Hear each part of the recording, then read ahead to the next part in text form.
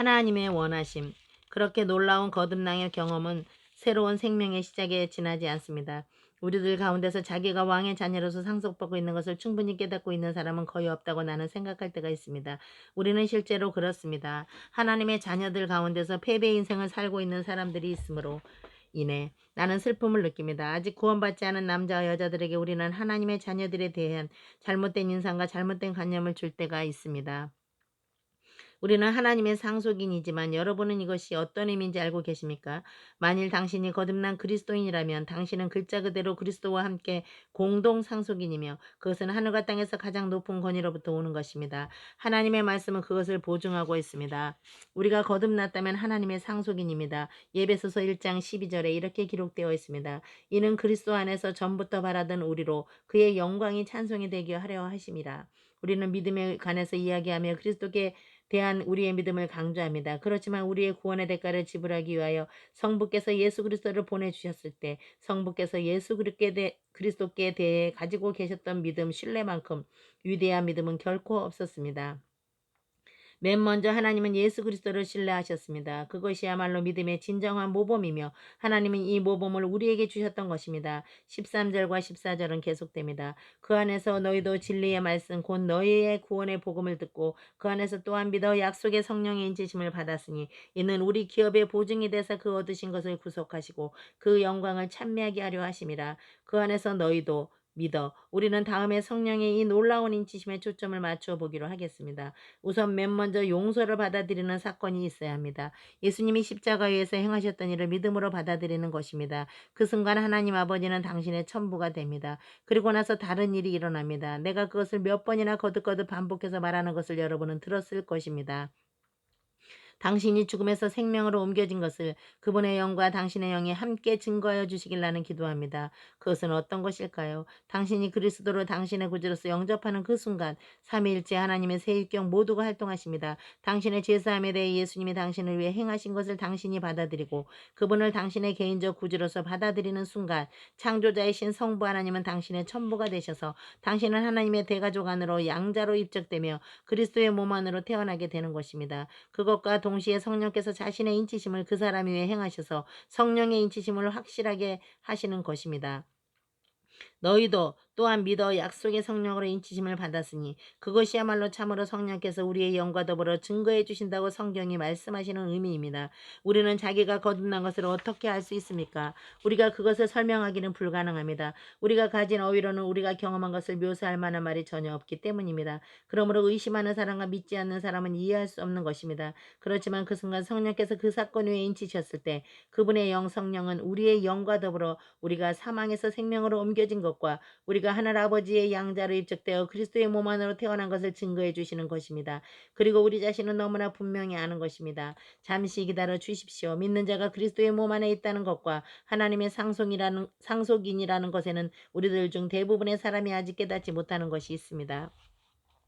거듭난 하나님의 자녀들, 하나님 가족의 일원이 된 사람들에 대한 하늘아버지의 사랑의 행위를 잠잠한 가운데 깊이 묵상해 보십시오. 우선 먼저 사랑하는 아버님, 하나님 아버지부터 생각해 봅시다. 하나님은 그리스도 안에서 모든 축복으로 우리를 축복해 주셨습니다만 나는 하나님이 축복해 주시는 때밖에 축복받을 수 없다는 사실을 우리는 충분히 깨닫고 있는 걸까 하고 생각할 때가 자주 있습니다. 우리는 매우 독립심이 강해져서 누구의 도움도 필요 없다고 생각해 버리고 그것 때문에 우리가 심각한 문제에 빠져드는 경우가 있습니다. 내가 알고 있는 매우 머리가 좋은 사람들 중에도 자신의 지혜를 사용하고 있기 때문에 매우 어리석은 혼란에 스스로를 빠뜨리는 사람들이 있습니다. 그것은 스스로가 자기를 축복하려고 하는 것과 같은 것입니다. 그러나 여러분도 나도 하나님이 축복해 주실 때밖에 축복받을 수 없는 것입니다. 하나님이 그리스도 안에서 모든 축복으로 축복해 주셨습니다. 그리고 하나님의 축복에 의해 우리는 이 세상에서 가장 부유한 사람들이 되었습니다. 하나님은 창세전에 우리를 자기의 사랑 안에 택하셨습니다. 여기에서 조클만을 사용하여 다른 비교를 해보겠습니다. 그는 나의 육신의 아버지이십니다. 자기가 받아들여지고 필요하다는 사실을 자녀들이 알 때 이 세상에서 가장 기쁘고 가장 좋은 감정이 됩니다. 나는 필요치 않던 아이가 아니었다. 는 사실을 알고 있었습니다. 왜냐하면 어머니와 아버지는 나를 원하셨기 때문입니다. 평생 동안 나는 그 사실을 내 마음속에 품고 보물같이 여기고 있습니다. 그 사실을 생각하면 나는 기쁨이 되고 그것은 마치 숨겨둔 보석과 같습니다. 단지 다른 사람들에 의해 필요치 않고 태어나서 거리를 방하고 있는 아이들이 오늘날 수천 수만 명이나 되는 것도 우리는 모두 잘 알고 있습니다. 그러나 하나님의 자녀들은 한 사람도 예외 없이 모두 필요로 하는 원해졌던 아이들입니다. 하나님은 창세전에 우리를 자기의 사랑 안에서 택하셨습니다. 당신이 이 땅에 부모에게 있어서 당신은 필요로 하지 않는 자녀였을지도 모릅니다. 그러나 당신이 태어나기 전부터 당신을 필요로 하셨던 하늘 아버지가 계십니다. 이 세상의 기초가 놓이기 전에도 당신은 하나님께 필요했으며 사랑받고 있었습니다. 하나님은 우리를 친히 자기의 자녀로 삼으시고 자기의 은혜로 우리를 풍성케 하실 것을 자신의 뜻으로 미리 예정하셨던 것입니다. 한편 당신의 지상의 가족에게서 당신을 필요로 하고 있어도 만족할 만한 식사가 주어질 수 없었을지도 모르겠습니다. 겨울이 오고 당신의 아버지가 당신을 사랑하고 있어도 당신에게 필요한 신발을 사줄 만큼의 돈이 없었을지도 모릅니다. 그는 당신을 사랑하고 있어도 그것은 사랑과는 별개의 문제였습니다. 그분은 열심히 일을 했지만 우리는 여전히 낡은 물질의 세계에 있었습니다. 당신은 사랑받고 필요시되고 있어도 물질 면에서는 가난한 경우도 있습니다. 그러나 하나님의 아버지에 대해 어떤 것을 알기 원하십니까? 당신은 그분의 자녀들 중 한 명이고 그분의 가족의 일원이며 그분의 독생자를 영접했을 때 거듭났습니다. 그리고 그분은 은혜로 당신에게 풍성히 주셔서 부욕케 하셨습니다.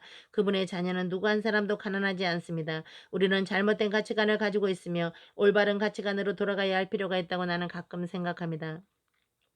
만일 당신의 마음에 평안이 있다면 당신은 부유한 사람입니다. 만일 당신의 방에 몸을 누이고 베개를 베고 평안한 마음과 평안한 혼으로 잠들 수 있다면 이 세상 최고의 부유한 사람들일지라도 전혀 알지 못하는 것을 당신은 가지고 있는 것입니다. 인생에서 어떤 사건이 일어났을지라도 그리스도 안에 확실한 피난처가 있다는 것을 알고 확신할 수 있다면 당신은 안전합니다. 지금 이 시대에 만일 당신이 하나님 안에서 안전하다면 당신은 부유한 자입니다. 하나님의 안전이란 하루 동안의 것이 아닙니다. 6개월 동안의 것도 아닙니다. 하나님의 안전은 영원까지 이르는 것입니다. 하나님은 풍성한 것으로 우리를 부욕케 해주셨습니다. 하나님은 자신의 사랑의 행위로 자신의 영광을 우리 안에 제시하시고 우리를 자신의 영으로 인지심으로 이렇게 하여 자신의 소유로 삼아 주셨습니다. 만일 당신이 거듭남이라는 이 놀라운 경험을 한 적이 있다면 당신 위에 하나님의 인을 받은 것입니다. 하나님은 당신을 자신의 영예로 봉인하셨습니다. 이렇게 하여 당신에게 자신의 소유라고 하는 인을 치신 것입니다. 당신은 부유합니다. 아멘.